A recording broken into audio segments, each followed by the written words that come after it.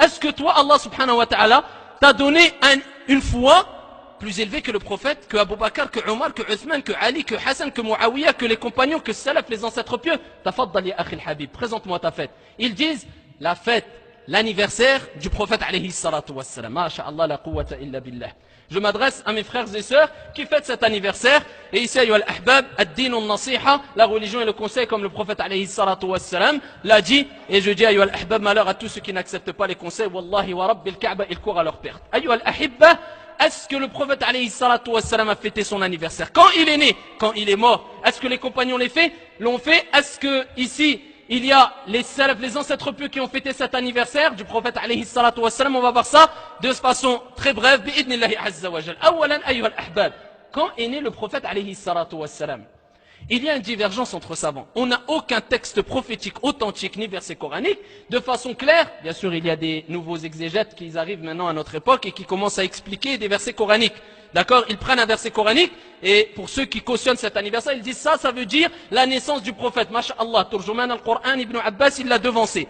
Il a devancé les grands savants, il a devancé les grands compagnons, il a devancé les grands exégètes et lui dit, moi, je dis que ça veut dire ça.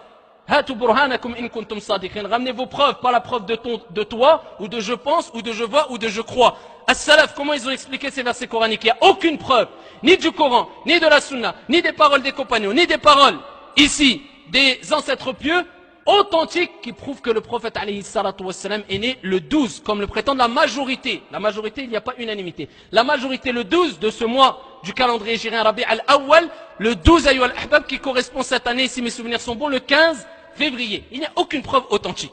Par contre, nous disons, écoutez bien, ayyuha al-ahbab, à ceux ou un message à ceux qui fêtent l'anniversaire du prophète. Donc eux, ils disent la majorité, le 12. Il y a plus de 5 paroles. Certains disent qu'il est né le mois du Ramadan, d'autres Sha'ban, d'autres pendant Rabi' al-Awwal, c'est la majorité, mais ils disent certains le 6, d'autres le 9, d'autres le 12. À la kulli hal, la majorité disent le 12. Si on prend cette théorie, partons avec eux dans cette théorie ou suivant cette théorie-là. Je rappelle à mes frères et sœurs qu'il y a des textes prophétiques authentiques qui prouvent que le prophète alayhi salatu wassalam est décédé le 12 du mois de Rabi' al-Awwal. Donc nous disons à ces personnes-là, écoutez bien le verset coranique où Allah azza wa jalla dit وَزَيَّنَ لَهُمُ الشَّيْطَانُ أَعْمَالَهُم. Shaitan leur a embelli les actions. Regardez jusqu'où Shaitan a poussé al-insan. Il veut lui faire rentrer par la porte de bien. Tu aimes le prophète? Adore-le. Suis le prophète alayhi salatu wassalam. Parce que ceux-là, ils sont partis dans à l'excès, jusqu'à ce que certains sont tombés dans le shirk. En invoquant ici et en implorant l'aide du prophète alayhi salatu wassalam, alors qu'Allah azza wa jalla dit dans le Coran wa in yamsaska Allahu bidur fala kashifa lahu illa ant Muhammad abadan illa hu Allah subhanahu wa ta'ala al-wahid ad-dayyan. Quand il t'arrive un mal ou Allah fait qu'il t'arrive un mal, personne ne peut l'ôter si ce n'est que qui? Le prophète? Non, Allah azza wa jalla, l'unique, le dominateur suprême. Ayyuha al-ahbab.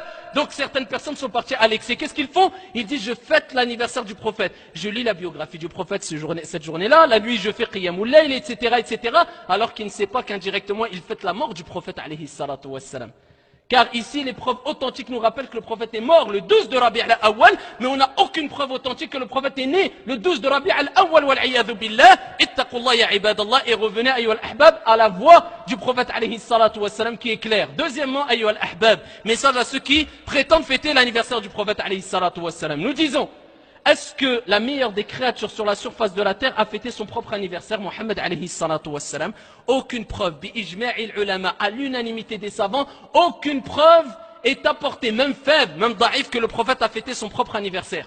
Certains vont dire, oui, mais c'était son anniversaire, donc peut-être qu'il n'a pas voulu. Khalas, on passe aux compagnons. Abu Bakr, la meilleure des créatures, à l'unanimité des savants, sur la surface de la terre, après les envoyés et les prophètes, et après bien sûr Mohammed alayhi salatu wassalam, c'est Abu Bakr. Abu Bakr, pendant son règne, alors qu'il avait le khilafa, est-ce qu'il a fêté une fois l'anniversaire du prophète? Jamais, à l'unanimité des savants.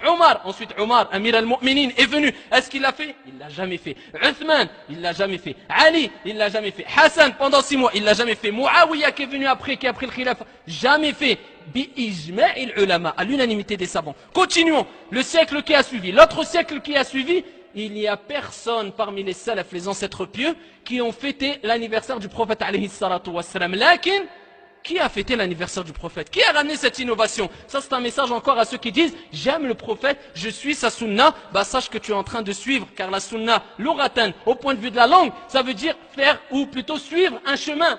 Suivre un chemin, tu as suivi le chemin de qui? Des chiites, qui se sont attribués cette appellation, les Fatimides, wal'iyadu billah, ces chiites qui parmi eux insultent la mère des croyants, Aïcha radiyallahu anha wa ardaha at-tahira, la mère du prophète alayhi salatu wassalam. Toi qui prétends aimer le prophète, tu suis leur voie. Pourquoi?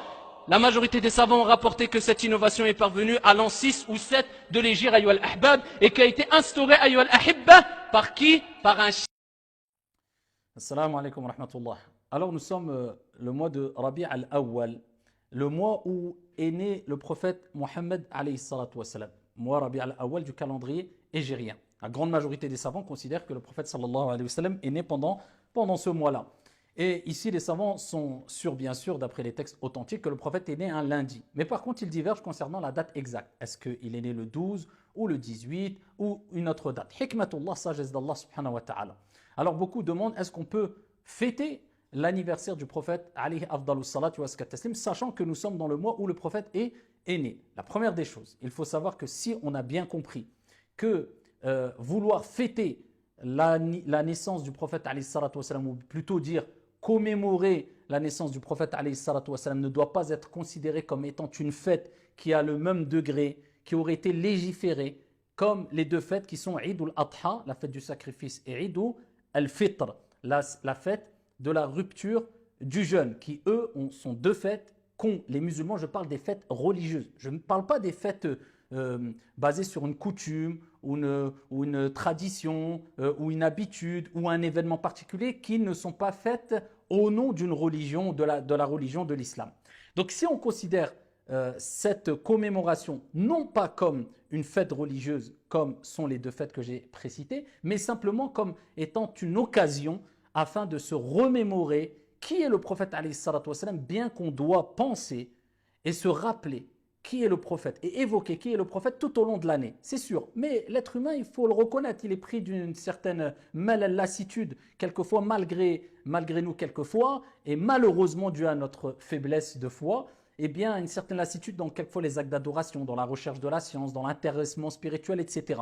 Donc c'est toujours bien d'avoir des moments où on a ce coup de boost parce qu'il y a une occasion qui se présente pour se rappeler encore plus de qui est le prophète, qui sont les prophètes, qui sont les compagnons. Pour ça que hikmatullah, sagesse d'Allah, Allah Azza wa Jalla, il fait qu'une fois dans l'année on a le Ramadan, une fois dans l'année on a le Hajj, une fois dans l'année, même 2 fois, on a 2 jours de jeûne recommandés par rapport à des événements liés à ces journées de jeûne. Ça ne veut pas dire qu'en dehors de ces journées-là, on ne doit pas jeûner ou on ne doit pas se rappeler d'Allah ou des prophètes qui ont fait un acte très important qui a marqué l'histoire. Mais c'est des moments où eh bien, on se sent obligé quelque part, ça va de soi, qu'on va se rappeler encore plus et ici de qui est ce personnage qui a marqué l'histoire, compagnon, prophète ou les prophètes ou etc. Bien là, c'est une occasion simplement de se rappeler que le prophète est né pendant ce mois-là. Mais qui est le prophète? Nous, nos jeunes, des personnes même âgées qui quelquefois ne connaissent quasiment rien sur la vie du prophète, ne serait-ce que si on peut gagner à travers ce mois, à travers le fait de parler plus du prophète pendant ce mois-là, le fait que les gens apprennent à savoir quel mois est né le prophète alayhi salatu wassalam, qu'est-ce que c'est qu'Amul Fil, l'année de l'éléphant, où est né le prophète alayhi salatu wassalam, alhamdoulilah.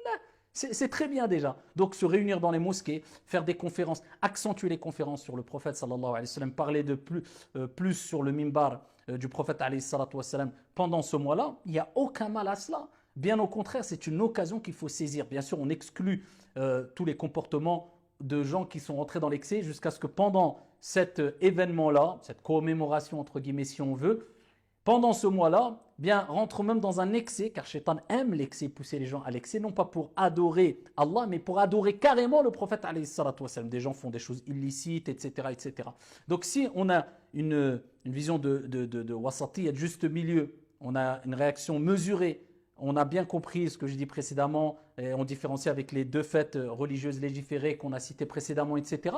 Si on utilise ce mois pour se remémorer qui est le prophète alayhi salatu wassalam, accentuer ici ou faire accroître encore plus l'amour dans le cœur des gens du prophète alayhi salatu wassalam à travers l'augmentation de cours, d'exhortation et autres, c'est une bonne chose incha'Allah ta'ala. Allahumma salli wa sallim ala sayyidina wa habibina Muhammad. N'oubliez pas de prier sur le prophète alayhi salatu wassalam. Celui qui prie sur le prophète une fois, Allah subhanahu wa ta'ala prie sur lui 10 fois. Sallallahu alayhi wa sallam. Wassalamu alaikum.